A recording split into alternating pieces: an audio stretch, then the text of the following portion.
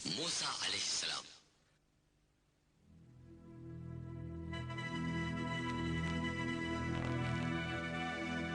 حضرت موسیٰ علیہ السلام 3200 سال پہلے مصر میں پیدا ہوئے۔ مصر کے خودسر بادشاہ فرعون نے یہ حکم دیا کہ بنو اسرائیل میں پیدا ہونے والے تمام لڑکوں کو قتل کیا جائے،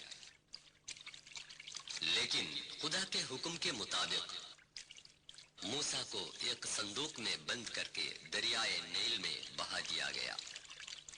شہر قاہرہ سے دریائے نیل کا منظر۔ فرعون کی بیوی آسیہ جو ایک دیندار خاتون تھی، بہتے صندوق سے بچے کو لے کر محل میں پہنچا دیا۔ بچہ چونکہ بنی اسرائیل کا تھا، اس لیے فرعون نے اس کو قتل کرنا چاہا، لیکن بیوی کے اصرار سے وہ اپنے ارادے سے باز آیا۔ خدا کی قدرت دیکھیے کہ بچے کی اپنی ماں ہی دودھ پلانے کے واسطے دائی مقرر ہوئی، لیکن یہ بات فرعون کو معلوم نہیں تھی۔ یہ لڑکا فرعون کے محل میں پل بٹ کر جوان ہو گیا۔ ایک دن کسی بے گناہ بنی اسرائیلی کو ظالم قبطی کے ظلم سے بچا رہا تھا کہ موسیٰ کے ہاتھوں قبطی مارا گیا۔ انجانے میں قتل وارد ہوا۔ فرعون کی فوج اس مجرم کی تلاش میں تھی۔ یہ خبر پا کر موسیٰ وطن چھوڑ کر بھاگ نکلا۔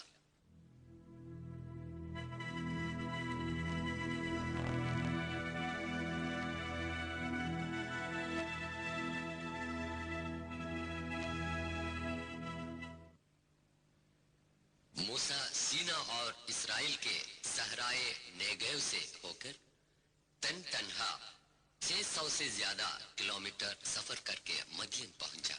بعد میں جو واقع ہوا سورہ 28 القصص آیا 23 میں اللہ فرماتا ہے، وَلَمَّا وَرَدَ مَاءَ مَدْيَنَ وَجَدَ عَلَيْهِ أُمَّةً مِّنَ النَّاسِ يَسْقُونَ وَوَجَدَ مِن دُونِهِمُ امْرَأَتَيْنِ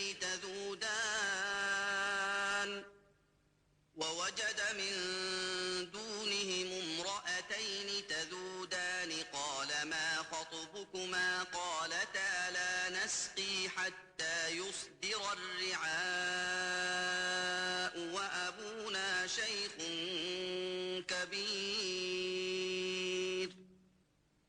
جب وہ مدین کے پانی پر پہنچا تو اس نے اس پر آدمیوں کی ایک بھیڑ پائی جو بکریوں کو پانی پلاتے تھے، اور ان سے 2 عورتیں پائیں جو بکریوں کو روکے ہوئی تھیں۔ موسیٰ نے کہا، تمہارا کام کیا ہے؟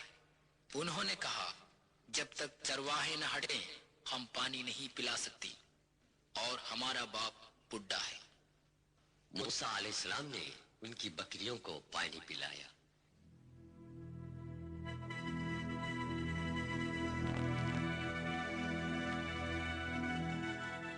یہ مدین کی وہ پانی والی جگہ ہے جس کا قرآن مجید نے ذکر کیا ہے۔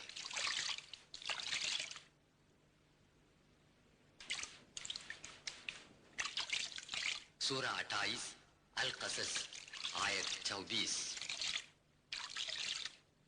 فَسَقَى لَهُمَا ثُمَّ تَوَلَّى إِلَى الظِّلِّ فَقَالَ رَبِّ إِنِّي لِمَا أَنزَلْتَ إِلَيَّ مِنْ خَيْرٍ فَقِيرٌ۔ پھر اس نے ان کے جانوروں کو پانی پلا دیا، پھر ہٹ کر چھاؤں کی طرف آیا، بولا، اے رب، تو جو چیز میری طرف اتارے وہ اچھی ہے اور میں اس کا محتاج ہوں۔ حضرت موسیٰ علیہ السلام نے اسی سائے میں آرام کیا تھا۔ تب عورتوں میں سے ایک نے آ کر کہا، بکریوں کو پانی پلانے کی اجرت دینے کے لیے آپ کو ابا جان بلاتے ہیں۔ ان کے والد تھے حضرت شعیب علیہ السلام، جن کا گھر اس پہاڑی کے ڈھلوان پر تھا۔ حضرت موسیٰ علیہ السلام حضرت شعیب علیہ السلام کی صاحبزادی سے شادی کر کے مدین میں رہے۔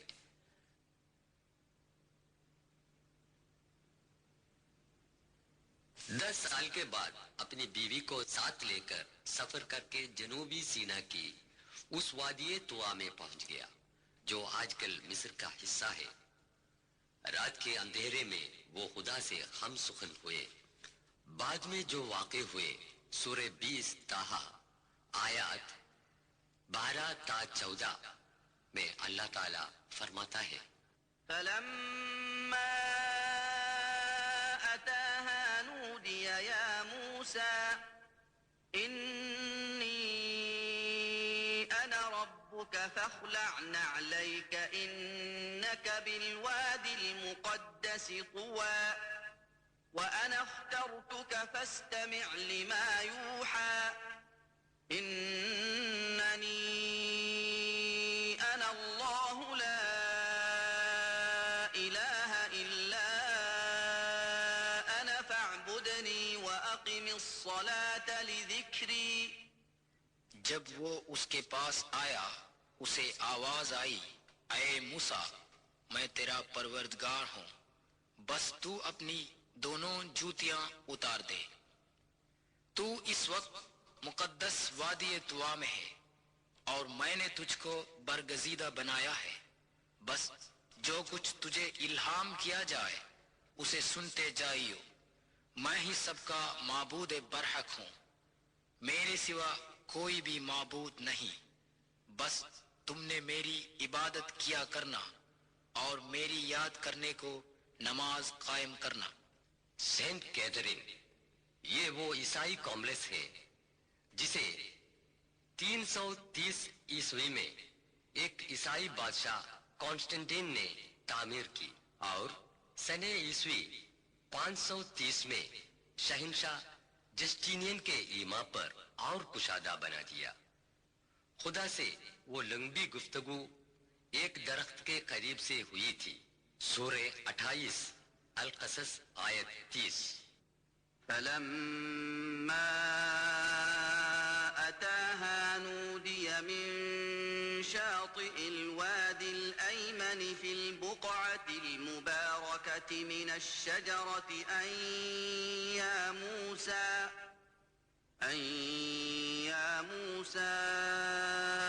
إني أنا الله رب العالمين. جب موسیٰ اس کے پاس آیا تو میدان کے دائیں کنارے کی طرف سے ایک درخت سے آواز آئی، اے موسیٰ میں بے شک اللہ رب العالمین ہوں.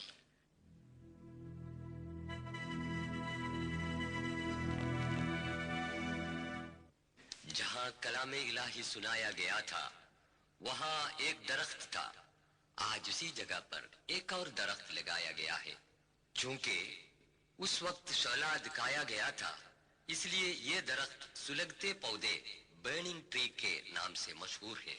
عیسائیوں کی بنائی گئی اس سینٹ کیتھرین کمپلیکس کو محفوظ رکھنے کے لیے سنہ 6 ہجری میں حضرت صلی اللہ علیہ وسلم کا ارسال فرمایا ہوا خط آپ کی فراخ دلی اور مذہبی رواداری کا ثبوت بن کر قائم رہتا ہے. اس خط کی کاپی اس کمپلیکس کے اندر محفوظ ہے. پھر خدا تعالی نے موسیٰ علیہ السلام کو حکم دیا کہ ہاتھ کی جو لاٹھی ہے اسے زمین پر ڈال دے. فوراً وہ ایک سانپ بن گئی. جب اس کو پکڑ دیا پہلے کی طرح وہ لاٹھی بن گیا اور ہاتھ بغل میں ملانے سے نہایت سفید نکلے. یہ دونوں قوتیں حضرت موسیٰ علیہ السلام کو نبوت کے ثبوت میں معجزہ کے طور پر ملی تھی. پھر خدا نے حکم دیا کہ حضرت ہارون علیہ السلام کو ساتھ لے کر فرعون کے پاس جائے. انہوں نے فرعون سے کہا ہم دونوں پروردگار عالم خدا تعالیٰ کے پیغمبر بنا کر بھیجے ہوئے ہیں، اس لیے خدا کا حکم مانے اور بنی اسرائیل کو آزاد کر کے ہمارے ساتھ بھیج دے. فرعون کی حکومت میں انہیں توحید کی تعلیم دینا ناممکن تھا. فرعون چونکہ اپنے آپ کو خدا مانتا تھا اس لیے کائنات کے رکھوالے کو خدا ماننے کو تیار نہیں ہوا. بنی اسرائیل کو غلام بنایا اور ان سے سخت محنت کروایا.